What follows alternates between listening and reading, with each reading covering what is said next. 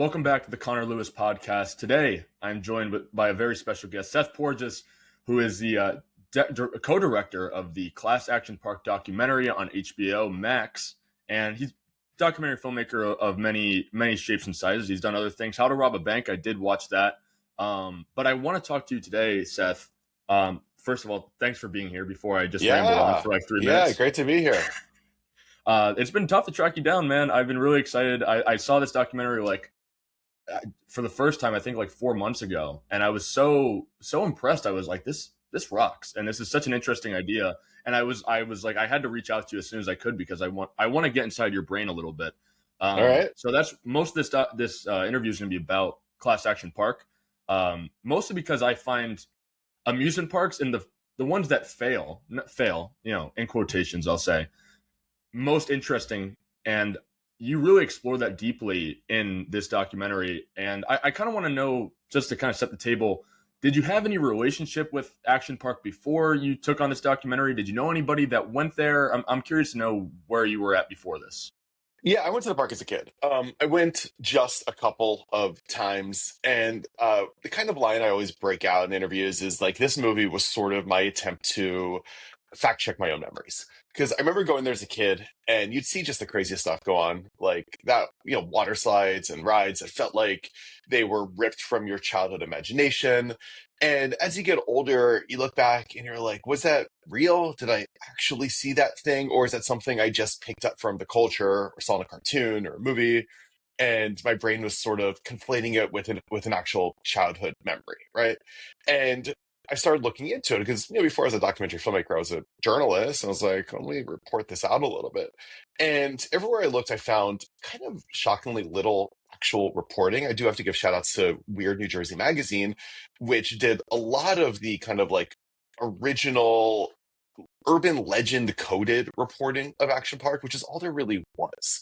Were these stories that felt apocryphal, they felt like campfire tales, they felt like the fuzzy memories I had. Like, could that possibly be real? And so the movie was really an attempt for me and my co-director Chris to fact check these memories and see what was actually there. And almost everywhere we turned, it was like, oh my goodness, not only was this all real, but the truth is even crazier than all the urban legends, everything I had heard. So clearly you made it out okay, though. You did not die Yes. on any of the rides. Some of those stories, like you're saying, like the one where it's like a ball that goes into the highway, if I have that right. Like that seems like something a child would make up, as you're saying, like to kind of reference what you're talking about. So how did this project start? Like, were you approached with the idea? Did you have to kind of pitch your own version of what this documentary looked like? I'm curious to know like how this came to be. I know you co-directed it, so I know this wasn't all you, but I'm curious to know like where that started. Yeah, I mean, the movie, I watch it now, and this is the first movie I ever made, first movie I ever tried to make. And I watch it now, and I'm like, man, this thing was held together with duct tape and chicken wire. It's very scrappy, very DIY, very low budget. No, this was not a movie in which a network gave us money or permission to make it. It really was me and a couple of friends going out and making this movie. And that was the only way we could make this movie. And it was a risk, and categorically speaking, a stupid risk. When it shouldn't have worked out, but it did work out. And it all began, the movie came out in August of 2020. It began in April of 2019. I was at a bar in Las Vegas with my friend Chris Scott, who I'd make the movie with.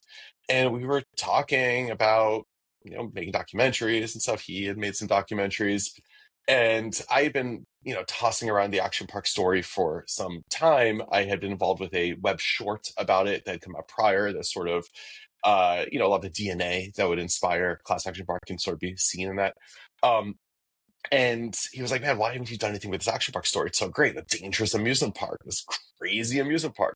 What a fun idea. And I told him, I was like, listen, anytime I bring it to somebody, the same thing happens. In order to get anything made in an entertainment industry, you have to do what I call climb the unbroken chain of yeses. That means everybody along the way, from like producers to networks, whatever, has to say yes. And one person on that ladder says no, the whole thing falls apart, which is why it's so hard to get things made, because there could be any random reason that anybody on that chain may just say, no, not for me right now, even if it's a great story. And we kept coming into the same resistance at some point on that ladder. We bring it to somebody and you go, this is great, let me bring it to my boss. They bring it to their boss. This is great, let me bring it to his boss. And up it'd go until somebody would say, wait a second, wasn't Action Park also the inspiration for this Johnny Knoxville movie that had come out called Action Point that didn't make money? It like lost money. And they're like, oh, people must not love movies about action parks because of that one data point. Seems risky. And then it would fizzle away. And so we realized nobody was, because that's how Hollywood works, right? They look for that like one comp, that one data point. And because of that, we're like, nobody's ever going to greenlight this thing, no matter how much we love the story. And so we just started talking like, all right, what would it take for us to do it ourselves? And the challenge we sort of laid upon ourselves was, can we make this movie for less money than like normal producers would spend shooting the development material, the sizzle reel, all that? Let's just make the whole movie, right? Just go out there, let's go to New Jersey, get an Airbnb and shoot the movie. And like a month or two later, that's exactly what we did, right? It was our crew for shooting the film was 2 people, in addition to Chris and myself, who had all their equipment in a van in Las Vegas, and they drove it from Las Vegas to New Jersey. And we shot the thing over the course of basically 10 days, shooting out of Airbnbs, and places we probably shouldn't have been shooting. Really picking up interviews on the fly, going to like bars in Vernon, New Jersey, where Action Park was, and striking up conversations with people, knocking on doors. And it was so chaotic and so frenetic and so crazy. And something that I absolutely, looking back, cannot believe actually worked is the truth. So we shoot this movie, and then, you know, it was a series of minor miracles. Ended up getting some press coverage before it was done. The New York Times did this incredible feature about it. And then streamers started calling us, and you know, we were lucky enough to place it at HBO Max right when the streamer launched, and ended up being kind of a big hit for them right out of the gate, which was a shock to them, I think, a shock to us, a shock to everybody. And then it's like, oh, I guess I make movies now. So I'd be like, I guess I'm a filmmaker now. And that's kind of how it happened. So I like this sort of like guerrilla filmmaking style that you kind of take on. I see that a lot in, like, I don't know if, I'm sure you've seen Borat, or I don't know if you've seen the more recent Nirvana the band, the show. Of course. Both, yeah. Really? Yeah. Great, both great films, and they both kind of take on that guerrilla filmmaking style. I'm curious, was that ever like your intent? Like, I don't know, like, did you ever have like even an inkling that you wanted to make documentaries previously, and did you foresee it going that way? It's like in terms of filmmaking style, or did you see it being a more standard like documentary filmmaking, like kind of what we see in other HBO documentaries, I guess? Yeah, I mean, the movie, we were really lucky that the subject matter of this film lent itself to it being a no-budget documentary, right? This is a movie about scumbag teenagers getting drunk and, you know, breaking into water slides at night. Like, it shouldn't be overly polished. It shouldn't look, you know, it should look like a little gritty. Like, a lot of the film is cut from old home movies, and you don't want this weird contrast. You're going from these old home movies to something that feels super polished. So it really worked well for us to aesthetically, to kind of fit in thematically with just the natural budget constraints of this movie. I wouldn't actually call this a guerrilla movie. It was more just like a scrappy movie. The last movie I made, I actually think was way more guerrilla. I made a movie about SantaCon, which is like this drunken mess that happens in New York, but also elsewhere every year, where like tens of thousands of idiots dressed like Santa invade New York City, get drunk. It's the most hated day of the year in New York. But it's not people who created it in the 90s and lost control of it. In that movie, we were like sneaking into places we shouldn't have snuck into to film. You know, that was way more of that. And that stuff is super fun to me. You really got to get a crew you trust. I think that, you know, it's kind of incredible, like how much production value you can get out of reality. You know, like I think a lot of bigger budget documentaries, you know, lean on art direction and set design stuff, and that's all great. It looks great at times. But, you know, sometimes just like getting your camera into an abandoned school can make it feel like a way bigger project than it actually is. I see what you mean. I'm curious to know, you mentioned obviously Chris Scott co-directed this documentary with you. What is your working relationship with him? And also, when you're directing a documentary, you don't see many co-directed films in general. I think the one that comes to mind is the Coen brothers in the past. What is that process like, directing with 2 people? Do you guys ever have creative differences, or did you always kind of see it the same way through and through the whole process? So I'm going to push back and say there that there are a ton of documentaries that are co-directed. Very few scripted films are listed as being co-directed. A lot of that actually is DGA rules that it's super strict about if they can actually list two directors on a film just due to rules. So a lot more movies are actually co-directed than are listed as being co-directed. Documentaries, which a lot more of them are kind of like, not the same unions and all that kind of stuff and different rules. Lots more of them are co-directed. If you look at like any of the docs that come out on Netflix or Amazon or Hulu, whatever, you'll see like half of them two directors. And so Chris is like one of my best friends in the world. Love the man. It's amazing. We walked out of this project still friends. I think people are kind of surprised about that. Would love to work on something again with him soon. We chat like every other day. Love the man.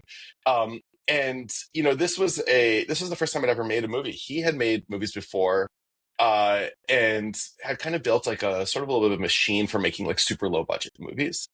And I was able to sort of walk into his machine and weaponize it and finesse it to work for this story that I had been nurturing in my head for so many years. And I learned a lot from working with him, and I think and I hope he learned a lot from working with me.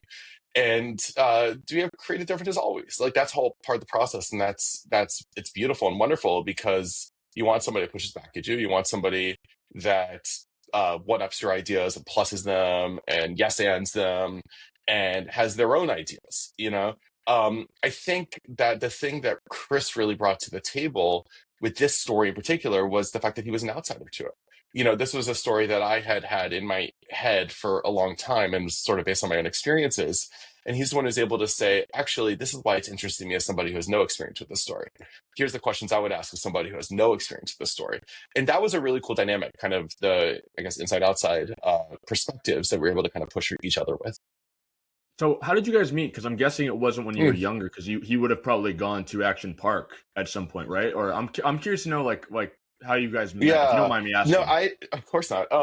No, Chris and I have been friends for many years prior to this. And it came from both of our like prior careers, honestly. Like I was a journalist and a magazine editor. He worked in public relations. He actually worked in PR, representing the city of Las Vegas and like their tourism and convention bureau. He lives in Vegas.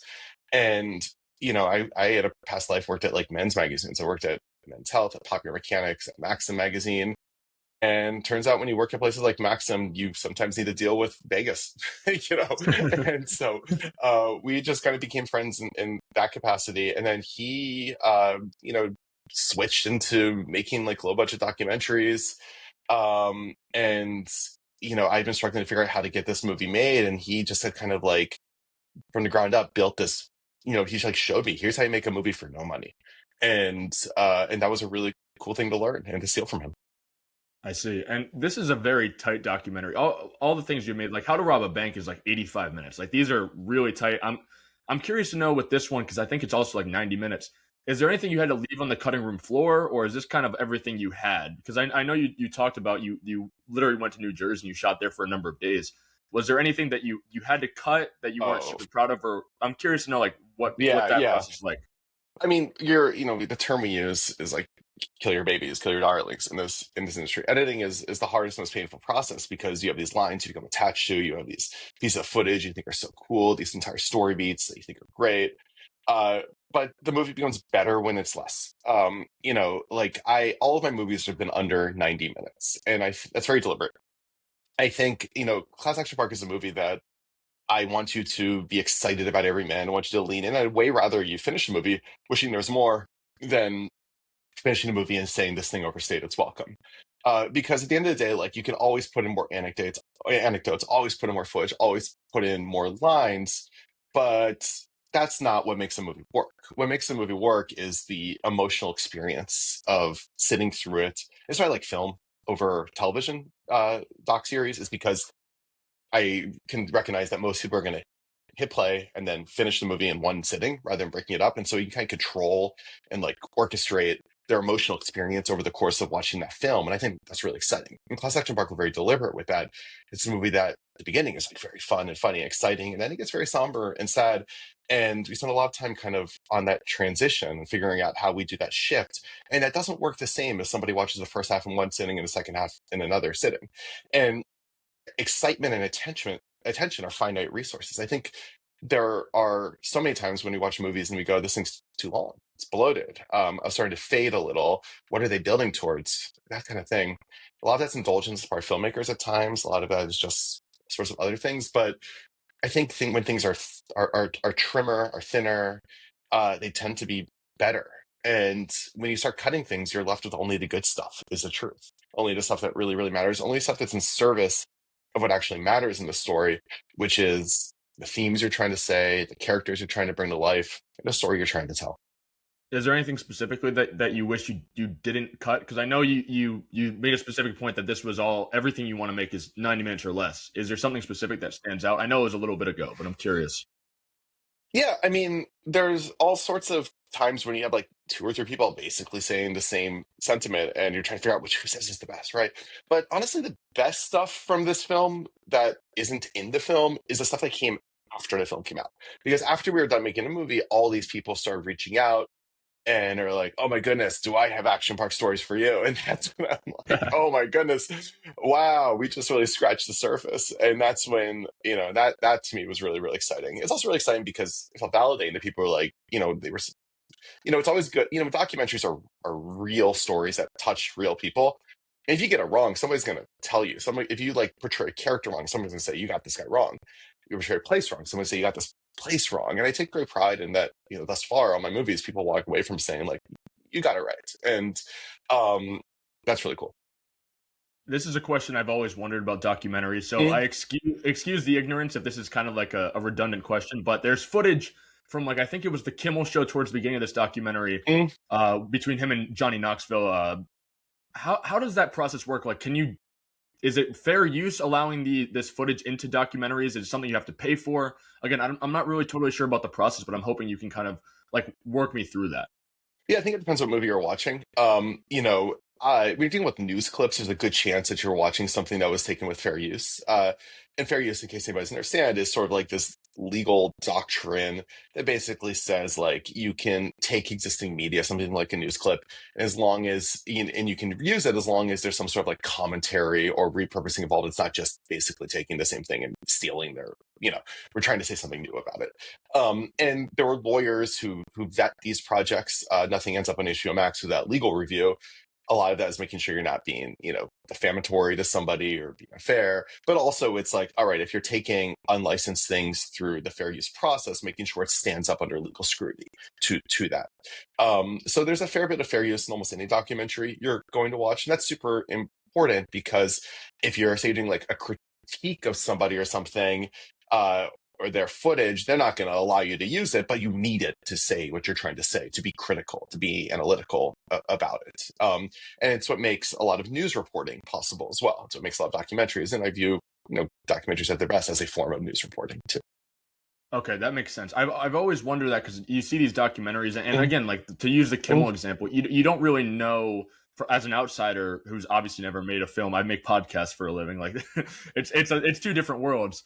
Like how you get in touch with that. Now, I want to ask you about Chris Cathard, who is a pretty major actor and has a pretty large role in this documentary. I think he's first billed. At least on. I don't really bill people in the documentary. I think it's all alphabetical at the end. That might be right. I was going based off Letterboxd, man. Their system's totally different over there. No, we don't. Bill talking heads in the documentary like that. It's no, I mean when we list them in credits, it's alphabetical. But I continue. Like your point stands. Yeah, fair enough. Honestly, it's probably something I should have known ahead of time. Yeah. But I'm curious because obviously, like I said, he's a pretty major name in Hollywood. He's been in plenty of films. How did you pitch this documentary to him? Was he like super excited to join in on this? Because he has a lot to say in this documentary, and it's really interesting. Like he's obviously a great speaker. So I'm curious to know like how this was pitched to him. Yeah, I mean, Chris was in the web short I had made about Action Park several years prior, and he was the best part of it. Everything he said was funny, insightful, meaningful, and all of that. And when we decided to make this feature film, I was like, we got to get Chris in there. It was really that simple. And that interview was one of the greatest interviews to be in a room for I've ever had the pleasure of being in a room with. It really was like sometimes you have to dig hard to get lines from people when you're interviewing them, or sometimes you just hit play and let somebody cook.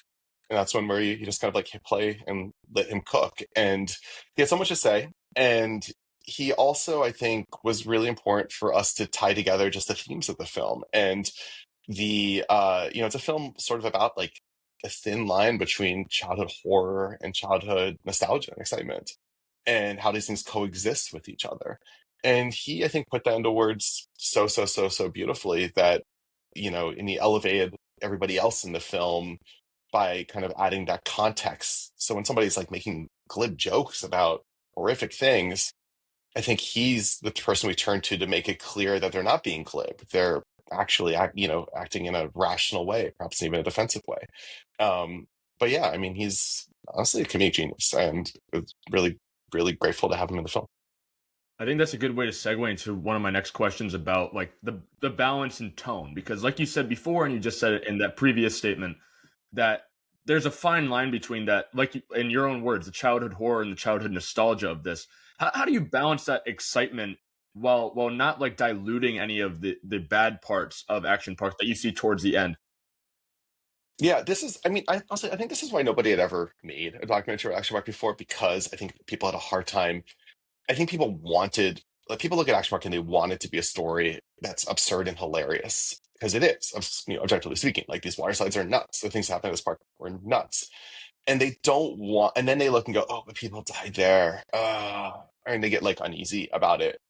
And Chris Scott and I think when we approached the film, I think we recognized that, like, in order to tell this story truthfully, you have to recognize both of those things and recognize that this is ultimately a film about how those things coexist with each other and how weird it makes us feel. And rather than trying to package it easily and neatly into the, oh, this place is absurd and hilarious and awesome bucket, or that this place was horrific and criminal and tragic bucket, recognizing that ultimately this is a film about kind of how those things sit next to each other, and that made it way more interesting, way more specific and challenging as a film to make, but it gave us something to make the film about, and that was really specific. So at the end of the day, it wasn't about balancing, it was about leaning into both and recognizing that the tragedy hits harder when you recognize that that it sits next to such joy and such thing, that a place that had such meaning to people,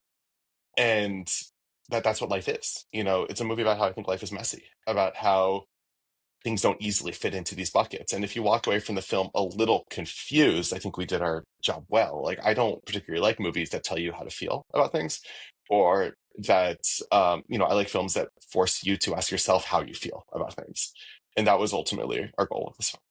I think you definitely succeeded, because I did not know how to feel at the end, and I'm totally with you. That's one thing me and you have in common for sure, is that I hate when movies like directly tell the audience this is what's good and this is what's bad, and there's no nuance. I think that's what I appreciate so much about your documentary, and that's why I wanted to talk to you so much, Mm. is because I wanted to kind of get inside your mind about that nuance, because it's such a hard thing to do. Like, I mean, again, I've never made a documentary yet. I mean, maybe I will Yeah. one day, but I can't imagine it's super easy to find the balance, especially when like you're looking into the footage of some of the families who and you spoke to them, and you hear their stories.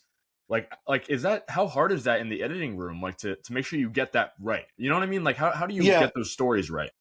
it's not that hard as long as you are being truthful and honest, is the truth. I think the mistake, a lot of, like, the wrong approach to making an action park movie would be to do one that, like, has comedy sound effects over it, and kind of this, like, of course we have talking heads around, but talking heads are just like making glib jokes for no reason about it. And but because the film is, at the end of the day, about the people in it, and is about their perspective, and it's a movie about memory in many ways.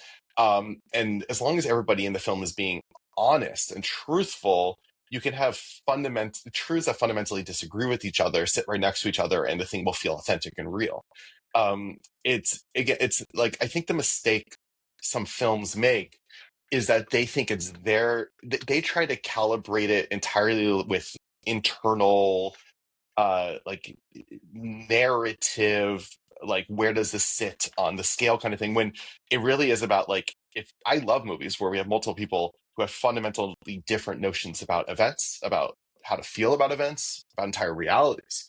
And when you put these differences next to each other, they accentuate the differences, and they become reflective of the people who are speaking them, which makes these characters more interesting and more debatable.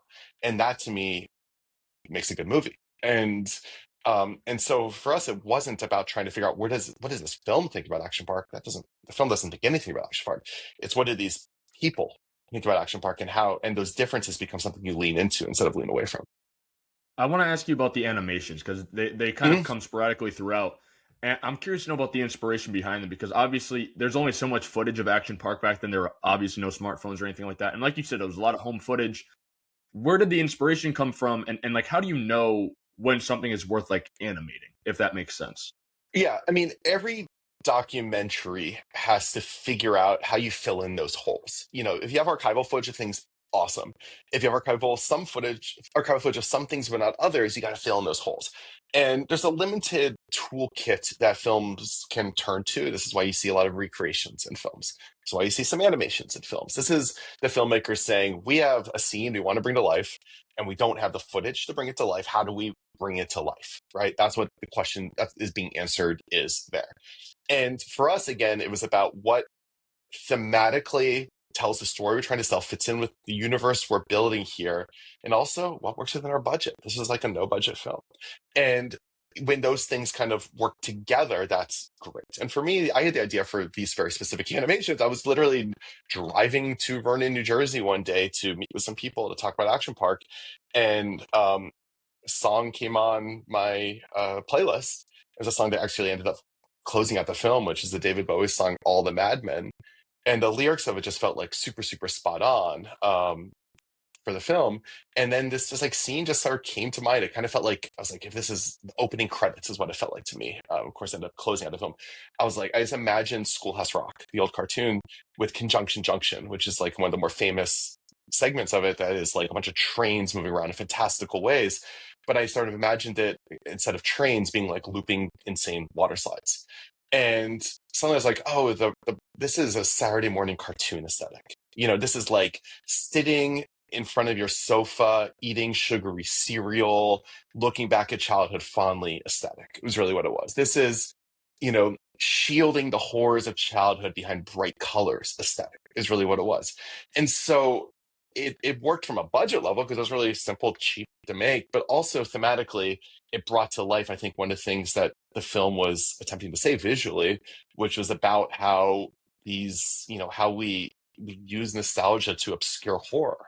And when you see these instances come to life in these animations, and they're so brightly colored and so fun, but then you start asking yourself, wait, what actually are we depicting here, and how horrific and tragic is that?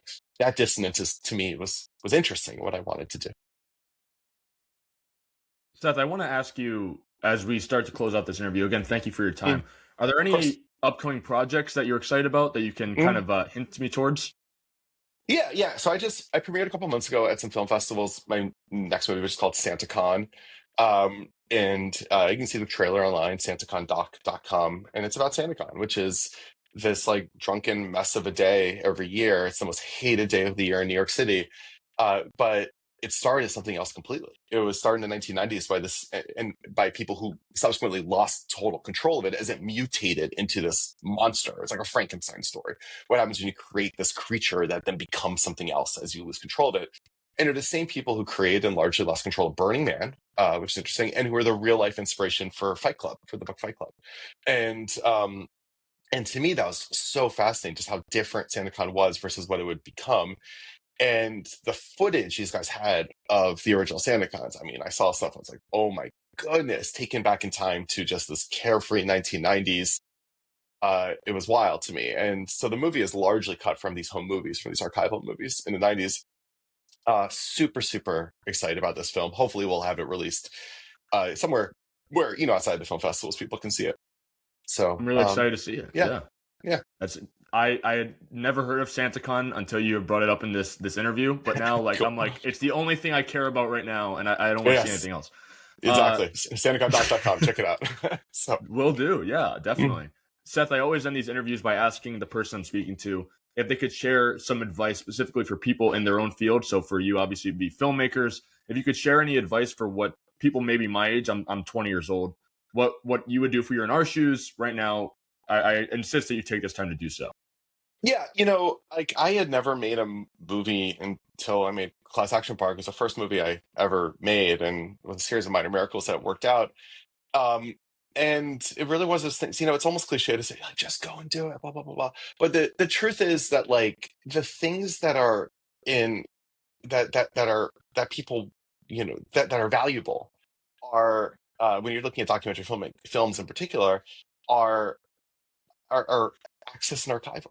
And so if you have a good idea, a good story, and you can develop a relationship, and access comes from real human relationships.